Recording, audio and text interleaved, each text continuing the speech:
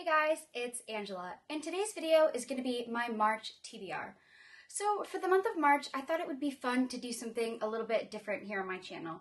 So I'm really a big mood reader. I sometimes set TBRs for myself, but I really go based off of my mood.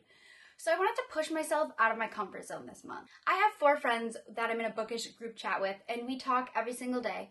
So I thought it would be fun to have each of them pick a book that they want me to read in March. And I said that they could pick anything really, so it's all up to them. And then I thought it would be fun to have all 4 of them come together to pick a 5th book for me. And then for the fun of it, I made a Twitter poll asking for another book. So that's 6 books that I haven't picked myself. And then I have a bunch of other books that I do want to read. So yeah, let's get into it because, boy, I have made a mistake. So starting off with my group chat, we'll start with Katie from the channel Katie's Book Nook. And she picked the book Furyborn by Claire Legrand. And the reason that she picked this is because it's a book that she really loves. So this book I did have on my Goodreads want to read list. I think I put it on there when it came out in 2018. So it's been on my radar for a while now, and I have wanted to read it, but as you can see, I don't physically own it. So this book is quite interesting. It's a fantasy book told in dual timelines, like centuries apart. And I know that it has to do with like a Sun Queen and trials and stuff. And that's really all I know about it, but I'm very interested. I know it's a trilogy and the 3rd book is coming out this year. And I have started listening to it on audiobook as today is March 1st when I'm filming this video. I have started it on audiobook and I am enjoying it so far. The next book is another fantasy that was picked by Trey from the channel Faye Trey. And he picked Wicked Saints by Emily A. Duncan. Now I think this came out in 2019 and when it did, it was super hyped. Everybody was loving it. I, on the other hand, wasn't really interested in it. So to be completely honest, if Trey had not picked this book for me, this would definitely not be a book that I picked up on my own. But he did pick it, so I am going to read it. Again, I don't own it, so I'm probably going to do the audio. And again, this is the first book in a trilogy. And I don't know much about this book, and I kind of want to keep it that way. I've heard it be kind of compared to like Shadow and Bone, the Grishaverse, which makes me nervous because I really didn't like Shadow and Bone, but then at the same time, I loved Six of Crows. So I really don't want to like put too much thought into it before picking it up because I don't want to like set a bias for myself. But I am excited to read it, and I'm excited that I've sort of been pushed towards a book that I wouldn't pick up on my own. Also, Trey recently read that book and liked it, and that's the reason he picked it for me. The 3rd book from my group chat is The Couple Next Door by Sherry Lapina. This is an adult thriller that was picked by Chanel from the channel It's Chanel Time. And she read this book, I think she might have read it actually in 2019. I think she read it towards the end of the year. I don't think she read it this year. But anyway, she enjoyed it and she knows that I like thrillers, so that's why she wanted me to read it. And all I know about this book is that it's about this couple who are, I think they're like at the neighbor's house for dinner, and they have a baby at home who is sleeping. So they've brought the baby monitor over to the neighbor's house to, you know, like keep tabs on the baby because the baby's sleeping and they weren't going to bring it with them, and maybe they like couldn't find a babysitter or something. I don't really know why they left the child alone, but I know that they did. And then the baby gets taken, and it's sort of what happens after that. I think that's very interesting, and I am really excited to read it. Again, do not own a physical copy, so we'll be listening to it on audio. There are going to be a few audiobooks this month, and I always listen to audiobooks, but I feel like these audiobooks are more than I usually would listen to. So it's definitely going to like cut down my weekly jam sessions of the Beetlejuice musical in the car, but you know what? That's okay. And the 4th book is The Guinevere Deception, which was picked by Cindy from the channel Read with Cindy, and this book is by Kirsten White. I've read her other trilogy, the And I Darken trilogy, and I actually really enjoyed it. And this is another book that I had on my Goodreads want to read list. My friend Boston raves about this book all the time. She loves it so much. And all I know is that it's like a King Arthur retelling sort of thing. But I haven't read King Arthur, and like I don't know that story. So I guess for me it'll just be a whole new story because I don't know what King Arthur is about. And Cindy picked this so we could buddy read it. That was her reasoning. And her and I are also going to be buddy reading The Couple Next Door as well. And now we have the 5th book, which was picked by Trey, Cindy, Katie, and Chanel all together. They came together to pick my 5th book, which is After by Anna Todd. And I'm not excited about that book, honestly. But in their defense, I said pick whatever you want, and this is what they chose. And I'm not excited for it, but I'm like, I wouldn't have had an excuse to pick it up if not for those guys. So thank you to them. Again, don't own the physical copy. I think the book is like 500 pages, 560 pages. She's thick, it's long. And I'm listening to it on audio, and it's 16 hours, which, why is it that long? Why? I don't know. I can't wrap my mind around that. And again, as this is March 1st, I've already started the After audiobook, and the narrator does not do well with a British accent, which like frustrates me. Like maybe they should have just had like 2 people, but like whatever. Anyway, After, I don't know much about. It's actually recently been adapted into a movie. It doesn't have a good rep here on BookTube. I've heard that it's quite like just not good, and the examples within it aren't good. Like it's just a bad romance. I believe it was originally written as a Harry Styles fanfiction on the app Wattpad, and then names were changed to Tessa and Hardin as opposed to Harry and whatever the other main character's name was. So names were changed, and it was adapted into a regular book and published, and now there's like 5 books in the series. So yeah, After by Anna Todd, that hurt when they picked that book for me, but we'll get through it.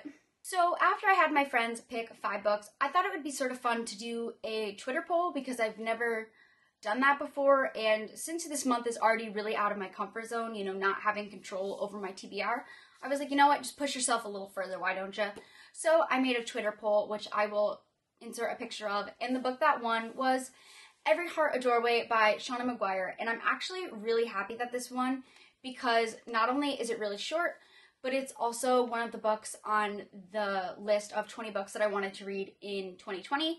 As I made that list in February, I'm already behind, so love that for me. But I'm glad that this book was picked. Like I said, it's short, it's a little novella. I think Cindy and I are going to buddy read this. I've heard a lot of really good things about this series. It's basically a series about children who go into different portal worlds like Narnia and Wonderland, and then they come back to the real world, and it's about them adjusting. So yeah, I'm really excited to pick this. So those 6 books are like my priority for the month, but I feel like every book I'm going to talk about today is a priority because I want to read all the books that I'm going to talk about. But also this is really ambitious because it's March and I have midterms and stuff, and I'm just like super duper busy with class, so it's definitely going to be a challenge, but I'm excited for the challenge. And the next book we have is Catching Fire by Suzanne Collins. Again, an audiobook, a book that I don't own, but also a book from my 20 books to read in 2020 list. At the ripe age of 21, I have finally recently read The Hunger Games for the first time and actually really enjoyed it. So for the month of March, I'm going to be reading the sequel, Catching Fire, and then next month, Mockingjay, in anticipation for the new book. But yeah, I really enjoyed The Hunger Games. I'm really excited to read Catching Fire. I've heard that this is a lot of people's favorite, so that makes me even more excited. And yeah, gonna read that this month. So these next few books I'm going to be talking about are books that I anticipate to physically read. And first we have Since You've Been Gone by Morgan Matson. I picked this up for the Contemporary-a-thon. I got 93 pages into it, and then I just put it down for no reason. Like, it's not the book, it's me. Yeah, I just put it down for like no reason, and now I'd like to finish it. It is sort of thick, and the chapters are like really long. Like personally, I don't know, I just like shorter chapters because they make me feel better about myself, and they make me feel like I'm getting more done. So if I say to myself, oh, just like one more chapter, it's just like a little bit more. But I'm on chapter 3, and chapter 3 is page 93. So like these chapters are like 50 pages each. Like they're long.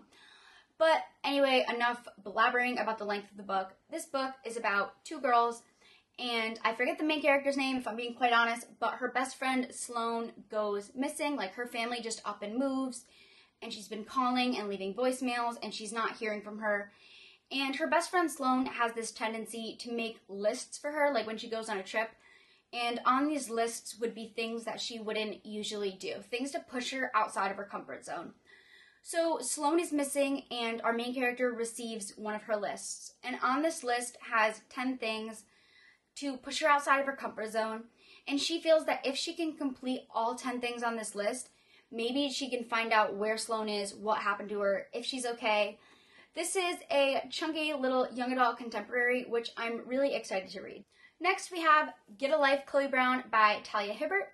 This is another book off of my 20 books to read in 2020 list, and I am super duper duper excited for this book. It's an adult romance that features our main character, Chloe, who has, I believe she has fibromyalgia, so she's chronically ill, and because of that, she sort of lives life sort of on the down low. She's very careful, she's very cautious, which, as another chronically ill person, is something that I can understand. And also, she's a person of color, so we love that rep. And this book talks about her breaking her barriers, getting outside of her comfort zone, and really just living her life, which I think is such an incredibly important thing, because as a chronically ill person, I think the best thing that you can do for yourself is to live your life and make it worth living despite the hardships that you may face with your chronic illness. So yeah, I'm really excited for that rep and an interracial couple rep, and I've just heard so many lovely things about this book, and I'm super excited to read it. And the last book that I definitely have to read this month is Beloved by Toni Morrison. I'm reading this for one of my classes at school, and the woman who wrote this book is a winner of a Nobel Peace Prize, and she was also a professor at my college in the 1980s. This book was adapted into a movie which starred Oprah Winfrey, and it's sort of like a historical fiction novel. And the one issue that I have with reading this book right now in March is I'm reading it for my American Literature, Slavery, and Freedom class. So we've been reading it like all the way through, and you can see that I'm like halfway through. And so as I finish this book, I have to pick it up again for another class, except for it's really weird. But my other English class where we have to pick up this book, we're starting at the end and reading it backwards, which I don't understand how that's going to work. But if I'm also reading it at the same time and getting to the end for my other class, and then I'm going to start it from the end from my other class, like, how is that going to work? Like, I don't understand. Am I going to get spoiled? What's going to happen? I don't know. But yeah, I figured I'd include this book in this list because it is something that I have to read. I will be starting another book next month as well for that class. We read 6 books in that class. So yeah, this is the last book that I have to read. Hello, it's Editing Angela, and I realized that I have 2 more books that I actually have to read this month because they are arcs that are coming out in April, and I'd like to get them read and reviewed for the month of March so I can like hype them up if they're good. And they are The Burning by Laura Bates, and this is a contemporary novel, a YA contemporary. And the other one is Little Secrets by Jennifer Hillier, I think. I don't know how to pronounce that. And that is a adult thriller. So obviously I'll talk more about them in the wrap up, but these are also very high priority books that I need to get read to just add to my stress. So yeah. I hope that you guys have enjoyed today's video, and I hope that March is a great reading month for you. This TBR is definitely being pushed out of my comfort zone because, like I said, I'm a mood reader, and I don't know, something about other people choosing my books just doesn't like sit well. Oh, also, here's another book that I want to read, which would be another audiobook, and that is Platform 7. I don't know who the author is. I'll insert a picture of it on the screen. This is for Lala's Literally Dead book club, and I know that it's kind of, I don't know if it's like a thriller, paranormal, mystery, kind of both. It's about this platform and someone died there, and then like a year later another person dies there. I don't know, that's another book that I'm hoping to get around to, but that's not in my like core 6 priority, but it's also there, so might as well include that as well. So thank you guys so much for watching, and as always, have a good one.